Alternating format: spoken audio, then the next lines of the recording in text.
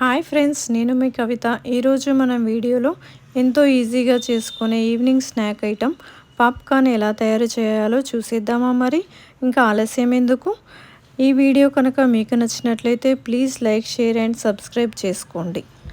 దీనికోసం ముందుగా నేను డ్రై కార్న్ సీడ్స్ తీసుకున్నాను. ఈ కార్న్ సీడ్స్ని ఫ్రై చేసుకోవడానికి ఒక వెడల్పాటి మందంగా ఉండే ప్యాన్ తీసుకొని అందులో 1 టేబుల్ స్పూన్ ఆయిల్ తీసుకోవాలి. ఆయిల్ వేడైనాక అందులో 1 టేబుల్ స్పూన్ పసుపు, 1 టేబుల్ స్పూన్ ఉప్పు వేసుకొని బాగా కలుపుకోవాలి. కలుపుకున్నాక ఆయిల్ బాగా వేడవనివ్వాలి. ఆయిల్ వేడైనాక అందులో కార్న్ సీడ్స్ వేసుకొని ఒకసారి కలిపేసుకోవాలి. కార్న్ సీడ్స్ని కొద్దిసేపు ఫ్రై చేసుకోవాలి. కార్న్ సీడ్స్ అనేవి బాగా ఫ్రై అయ్యే వరకు మనం మంటని హై ఫ్లేమ్లో పెట్టాలి.